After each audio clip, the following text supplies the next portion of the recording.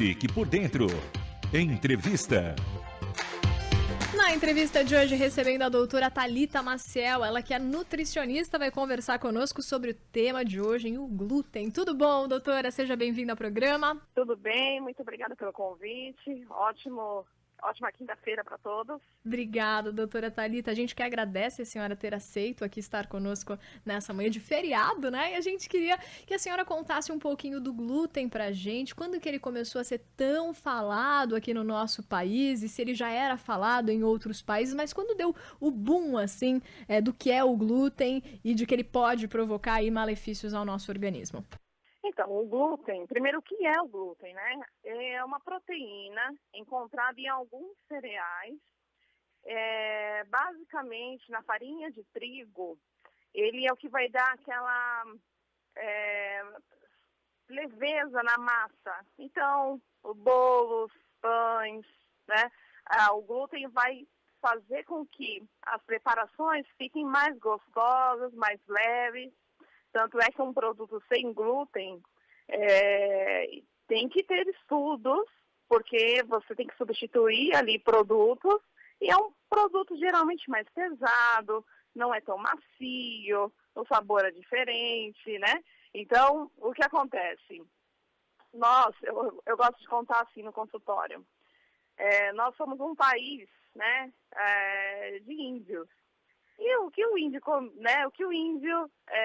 a base da alimentação é a mandioca. Sim. Então, as suas tias, né, os familiares faziam antigamente pães, bolos em casa. Então, bolo de fubá, né, que é o milho, bolo feito com fécula de batata, fécula de farinha de mandioca. E as pessoas comiam em casa, faziam pães em casa. E a parte, na verdade, de padaria, isso começou a surgir na década de 60 para cá. Então, toda esquina passou a ter uma padaria, praticamente. Foi inventado, na verdade, o pão francês, que é uma curiosidade. Lá na França não existe pão francês. Sim. É só aqui no Brasil, né? Mas a tendência do brasileiro acreditar que o que tem lá fora é mais interessante, né, tem mais valor do que aqui, foi instituído o pão francês. Com isso, o Brasil passou a produzir mais farinha de trigo. E o poder alergênico foi modificado, tá? O Brasil produzia um X toneladas de farinha de trigo e isso teve que mudar a plantação. E com isso, modificou-se geneticamente. Com o passar do tempo, as pessoas deixaram de fazer pães em casa, ninguém toma mais café da manhã em casa, né, de uma forma geral, né, assim. As pessoas passaram a tomar café da manhã na padaria. Então, o glúten, ele aumentou esse poder alergênico nele com esse consumo das pessoas deixarem de fazer refeições em casa e passaram a fazer refeições fora, né? E uma curiosidade, há 10 anos atrás, um pão integral, as pessoas, assim, não gostavam muito de comer, porque era um pão duro, com gosto ruim, né? Hoje em dia, as pessoas comem pão integral normalmente porque ele é macio, porque é fácil no mercado, tem fácil acesso, só que muitas vezes as pessoas não se dão conta que um produto integral pode ter mais glúten do que um pão normal, por conta que precisa ter essa proteína para fazer dar essa maciez, né? Essa leveza na massa. Olha, então essa já foi uma resposta a uma pergunta do nosso ouvinte, que ele mandou: bom dia, eu como massas e pães com farinha integral e eu gostaria de saber se eles contêm glúten ou não. Então precisa sempre olhar ali na embalagem, né, do produto, né? Se o produto é feito com farinha de trigo, ele vai ter, o produto vai ter na composição glúten, tá?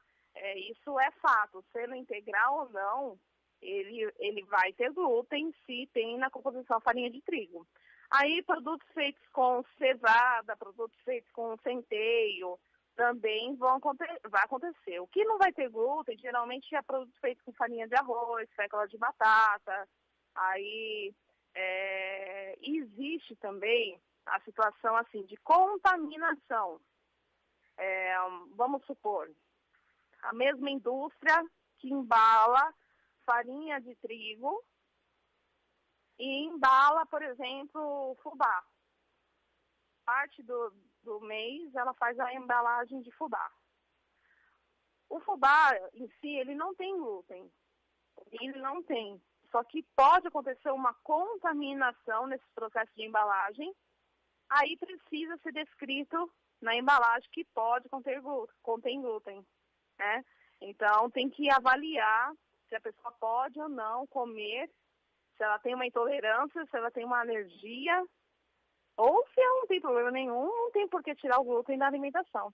Ótimo, doutora Thalita. Eu gostei muito aqui que na sua primeira resposta você falou pra gente sobre essa parte da história da alimentação, porque é a nossa cultura, né? A culinária é uma das coisas que compõe a cultura de uma nação e muito legal tudo isso que você falou sobre as transformações e esse ponto que você tocou da gente sempre acreditar que o importado é melhor do que os produtos que a gente tem aqui no nosso país, tão de fácil acesso e tão próximos, né? Ali de onde são produzidos até chegarem na nossa casa. E fico feliz, né, ao ponto de a tapioca hoje em dia tá tão conhecida, tão famosa e sendo consumida às vezes no café da manhã, no almoço, na janta. Isso é um grande passo, né, que a gente tá dando, até porque daí é outra pergunta que surgiu: tapioca tem ou não glúten, doutora? É isso mesmo. A tapioca tá na moda, né, hoje em dia, mas ela vem da mandioca, né? Então ela vai trazer os benefícios como das nossas origens, né? O que acontece? A tapioca, ela não tem glúten. Então, a pessoa que geralmente tem um desconforto quando come um pão francês, que fica inchada, o abdômen distendido, quando consome a tapioca, não vai ter esse desconforto, né? Então, é uma excelente sugestão para café da manhã. Eu adoro comer tapioca de café da manhã. Que gostoso. Thalita, as nossas outras apresentadoras também aqui, a Renata Teodoro e a Jéssica, também confirmaram com a cabeça que adoram. É sempre uma boa pedida. Agora, Thalita, deixa eu te perguntar uma coisa. Na questão, por exemplo, das pessoas celíacas, né? Quais são, né, as reações que elas têm? Porque muitas pessoas foram falando, eu conheço, tenho um primo, tenho um parente, tenho uma professora, tenho um amigo que tem intolerância ao glúten, e parece que as reações são um pouquinho diferentes de pessoa para pessoa, né? Tem algumas que são imediatas, outras reações que são aí a longo prazo. Queria que você falasse um pouquinho sobre elas. Legal. Quando a pessoa nasce celíaca, tá? Ela tem uma deficiência para digerir a proteína, o glúten, porque é a nível de intestino. A hora que bate essa proteína no intestino, ela não tem o intestino preparado para fazer essa digestão. Então, o que acontece? Ela sofre muito com diarreias, tá? E isso pode ser, assim, tão sério no sentido que só de uma panela, se alguma coisa foi feita com farinha, só da pessoa fazer outra coisa que não tenha nada a ver com farinha de trigo, ela já pode passar mal, porque é uma sensibilidade muito grande. É daí que vem a lei, que tem que falar lá na embalagem, contém glúten e não contém glúten, por causa dessas pessoas. Mas é assim, um nível, é uma porcentagem muito pequena da população, tá?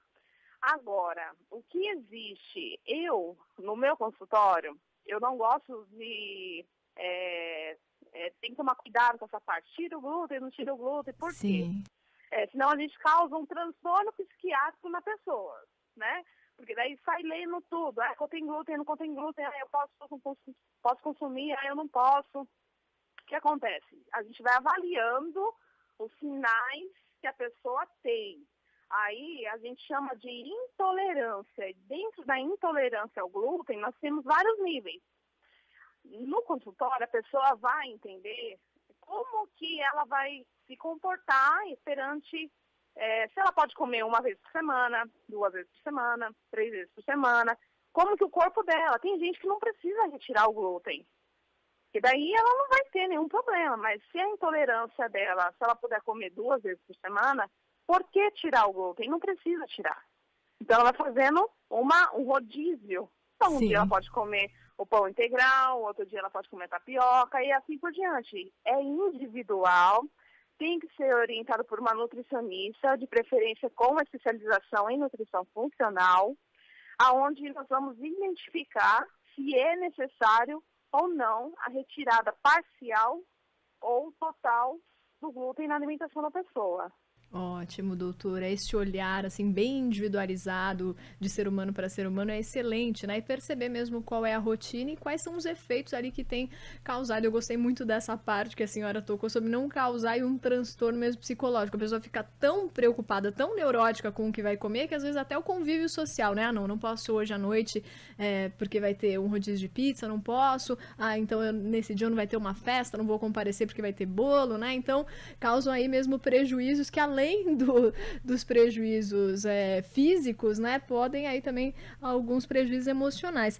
E doutora, quando a gente estava começando aqui o nosso programa, a gente falou que o glúten ele pode provocar danos, né, na parede do intestino delgado, mas uma coisa que me chamou a atenção, lendo um pouco sobre o assunto, é a questão da parte emocional. Eu queria que a senhora falasse sobre isso, né? Se o glúten, o que acontece no nosso organismo ao ponto de o glúten, de alguma forma, interferir na parte até de um sentido de bem-estar, na questão do hormônio da serotonina.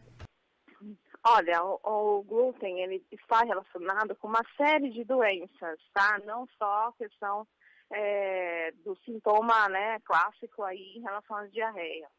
Só que, por exemplo, fibromialgia, a pessoa sente dores no corpo, dores musculares, e isso quando a gente retira o glúten, dentre outras, tá? Outros sintomas, a pessoa tem uma melhora muito grande. Aí não quer dizer que quando ela comer uma vez ou outra, isso é um sinal, né? Que aí tem que ser avaliado. Ela vai passar mal. Só que acontece que a gente tirou aquele alimento alergênico da maior parte da rotina dela. Isso no consultório, tá? Que a gente vai avaliar e identificar o melhor plano alimentar para a pessoa. Diante disso, outro sintoma que as pessoas apresentam e nem tem noção que tem a ver com glúten, aquela pessoa que é imperativa, que começa 10 coisas e não termina nenhuma, aquela pessoa que não consegue se concentrar. Então, isso a gente consegue melhorar muito com a questão de diminuir, né, o consumo do glúten aí. Porque assim, ó, numa alimentação normal, tá? É muito fácil você se intoxicar, consumir o dia todo o glúten sem perceber. Vamos, uma alimentação de uma pessoa normal, tá? Café da manhã, um pão francês, com algum recheio que a pessoa queira. Depois, no lanche da manhã, come uma bolachinha integral, vai lá novamente o glúten. Na hora do almoço, a pessoa come macarrão, lá vai novamente o glúten. No lanche da tarde, um pedaço de bolo, lá vai o glúten novamente. E à noite, as pessoas repetem o café da manhã. Elas dizem, eu não janto, doutora, eu faço um lanchinho, né? E esse lanchinho é novamente o café da manhã, né? Então, assim, é muito fácil a pessoa consumir glúten o dia todo e ter pequenos prejuízos, né? De não conseguir se concentrar para trabalhar, começar várias coisas e não terminar, ter dores no corpo, ter inchaço, não diminuir barriga, né? Circunferência abdominal.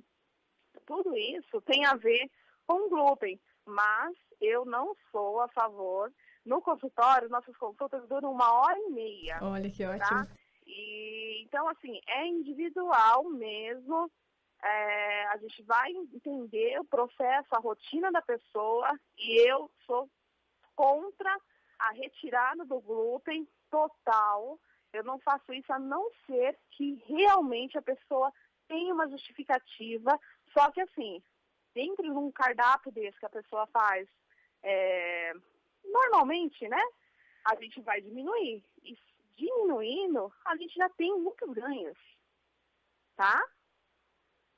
Ótimo, doutora, porque parece que esse é o jeito mesmo de descobrir, né? É fazendo algumas alterações aí na rotina da pessoa, né? E já percebeu que aquilo provocou de efeito positivo, né? Na vida dela. Então, realmente eu gostei muito desse jeito de tratar as coisas, né? Não das imposições de, olha, não pode, mas sim, ó, vamos tentar trocar, vamos tentar reduzir, vamos tentar adaptar, né?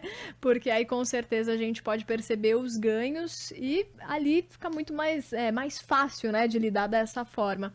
E aqui para terminar a nossa entrevista, eu queria que a senhora desse algumas sugestões também para as pessoas que não podem, aí são pessoas mesmo que não podem entrar em contato com a substância mesmo, que causam algumas reações, alguns outros tipos de alimentos, porque a gente estava falando aqui de algumas famílias, né, que de repente se deparam aí com um filho que é celíaco. E aí, como é que eu vou fazer para educá-lo? Como é que eu vou fazer com os locais onde ele pode frequentar, os restaurantes, ou que tipo de comida eu vou fazer dentro de casa? Então, quais são as sugestões que a senhora nos dá para substituir aí os principais produtos que são consumidos no dia a dia, mas que não contêm glúten? Olha, pegando esse mesmo cardápio que nós colocamos aqui como exemplo, café da manhã, você tem substitutos, né? Então, você tem algumas marcas de algumas farinhas, né? Em relação à farinha de arroz, farinha de milho, né? Que é o fubá. Você consegue fazer receitas, panquecas, bolos, pães, você consegue incluir isso na parte da alimentação, do café da manhã. Na parte dos lanches, né, a melhor opção é a gente comer fruta, né? Então, banana, abacaxi, uva, melancia, todas as frutas, nenhuma fruta vai ter glúten. Então, você carregar, sair com o seu lanche, tá? Castanhas, amêndoas, tem que dar uma olhada sempre na questão da embalagem, se a pessoa for celíaca, por conta da contaminação. Mas esses alimentos, naturalmente, eles não contêm glúten, tá? Aí é só uma questão mesmo, se a pessoa for celíaca, tem que acompanhar essa história da contaminação cruzada, que a gente fala da indústria. Sim. Se for um grau de doença que ela tem, que ela tolera, né, alguma partícula, aí tudo bem, mas se ela for uma situação muito delicada, ela não pode ter contato mesmo. A parte de almoço, graças a Deus, assim, tem muitos restaurantes já especializados em massas e nesse público, tá? Então, fica uma dica aí, a pessoa pode entrar na internet, procurar, fazer um passeio com a família. Tem já restaurantes com essa pegada, né, com essa nova ideia, é muito legal, são massas gostosas. E também, se for um almoço em casa, já existem várias marcas de macarrão que você faz e as pessoas não percebem que tem alteração, que são massas sem glúten, tá? A minha preferida é macarrão de arroz. Ela é muito boa e a pessoa pode dar uma pesquisada aí na internet e encontrar várias marcas. Período da tarde, as frutas, como eu já falei, sucos, né? É fácil, água de coco, a pessoa pode tomar de tarde, não tem glúten, é muito legal, né? Traz benefícios para o organismo. E à noite, vamos comer arroz e feijão, né? Arroz, Ótimo. feijão, a comida de brasileiro. Isso não vai ter. Se você vai fazer, por exemplo, um empanado, eu quero fazer um frango empanado, vou fazer no forno para não fazer frito. O que a gente pode fazer? Empana com a farinha de arroz também. Pode ser com fubá também. Não precisa ser com farinha de rosca, que é pão, né, moído. Então, tem outras saídas para a gente fazer lá. No consultório, a gente tem as aulas de culinária também. Que Então, a gente gostoso. dá todo esse suporte, né, para as pessoas que querem, que precisam, né, ter esse amparo aí, a gente vai conseguir ajudar. Ótimo. Né? Então, é isso. E também eu tenho mais receitas. Eu posso falar do meu livro? Pode falar, sim, doutora. Tem um livro que ele é disponível pelos congelados da inutri.com.br, e lá nós temos várias receitas sem glúten, sem lactose também. Então, assim, o suporte existe. Agora você tem que saber aonde você consegue, o que é ideal para você. Não é para todo mundo. Tem que ser o que for legal, bacana para você. Ótimo, doutora. Gostei muito aqui da nossa entrevista. Acredito que ajudou os nossos ouvintes a entenderem mais sobre o assunto e, de certa forma, para as donas de casa, assim como eu, já me deu aí algumas ideias, dicas do que fazer também, tanto de almoço quanto de janta, e uma alimentação saudável, né? E mudar um pouquinho aí o cardápio e perceber também os benefícios. Queria te agradecer e te esperar numa próxima entrevista. Tá, até a próxima. Desejo excelente feriado para todos, né?